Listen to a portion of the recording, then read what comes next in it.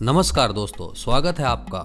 दोस्तों आज हम आपको इस वीडियो में बताएंगे भूल से भी न जलाएं अपने घर में अगरबत्ती।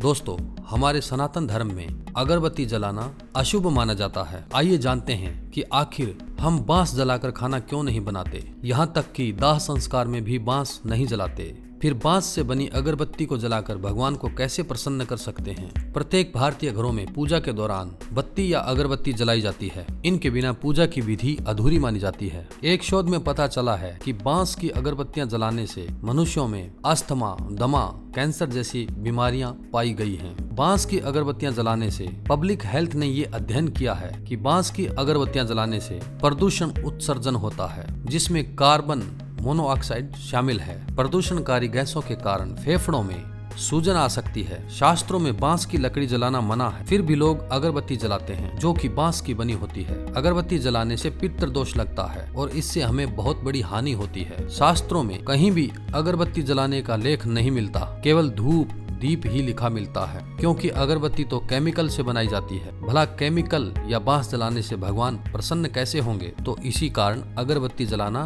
बंद करें। आजकल लोगों को पितृदोष बहुत होते हैं, इसके कई कारण अगरबत्ती का जलना भी है। अगरबत्ती जलाना बंद करें सब पंडित लोग। पूजित सामग्री में जब आप यजमान को अगरबत्ती लिख कर देंगे ही नहीं तो जलाने का सवाल ही नहीं। इस सत्य से यजमानों को अवगत कराएं। आजकल लोगों को पितृदोष बहुत होते हैं, इसका एक कारण अगरबत्ती का जलना भी है। अगरबत्ती का प्रतिफल हिंदुओं को ना मिले, एक साजिश के तहत यमनों ने बहुत वर्ष पहले शुरू करवाया, जो आज पूजा में परंपरा का रूप ले चुका है। दोस्तों जिस समय यमनों ने हिंदुस्तान पर आक्रमण किया तो उन्होंने देखा हिंदू सैनिक युद्ध से पहले पूजा पाठ करते थे, जिसमें धूप दीप जलाकर अपने इष्ट को प्रसन्न कर उनकी पूजा पाठ पढ़ते थे। इस कारण यमनों को हार का सामना करना पड़ता था। ये सब देखकर औरंगजेब जैसे आक्रमणकारियों ने हमारे पूजा स्थलों को तोड़ना शुरू किया, ताकि हिंदुओं को अपने इष्ट से शक्ति प्राप्त ना हो और उनकी युद्ध में हार हो जाए। मंदिरों को तोड़ने पर हिंदू सेना भड़क उठती और अपने विद्रोहियों को मार डालती। ये देखकर यमन सेना के बुद्धिजीवियों ने सोचा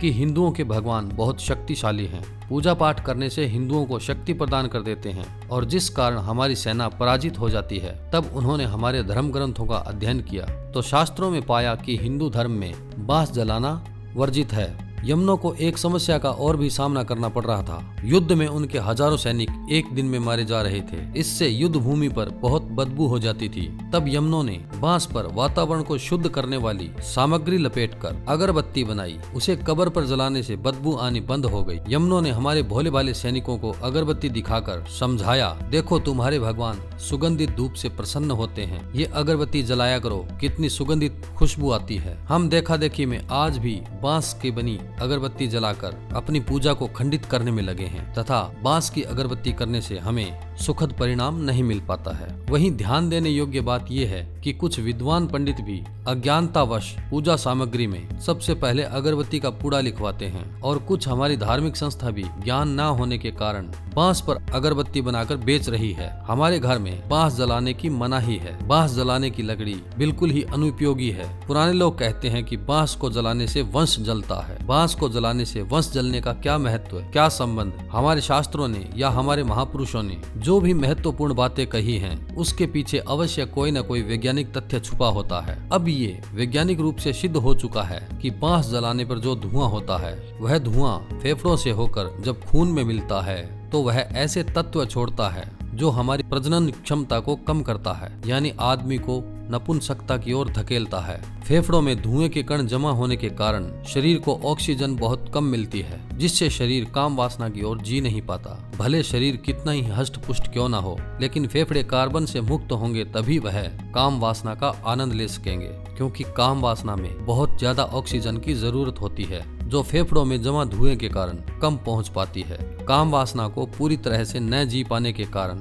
हमारा चित्त उससे मुक्त नहीं हो पाता है, प्रजनन क्षमता को प्रभावित करता है। यहाँ तक कि हमारे हिंदू धर्म में विवाह के दौरान बांस का सामान बेटी को दिया जाता है, जिससे बेटी जिस घर में जाए उस घर का वंश बढ़ता रहे। लेकिन लोग देवी देवताओं को प्रसन्न करने के लिए बांस से बनी अगरबत्तियों का प्रयोग धड़ल्ले से करते हैं। तो इसलिए दोस्तों बांस की अगरबत्ती भूलकर भी न जलाएं, क्योंकि इससे हो सकता है वंश का नाश। उम्मीद करता हूं कि आपको यह वीडियो पसंद आई होगी। प्लीज हमारे चैनल को सब्सक्राइब कीजिए। धन्यवाद।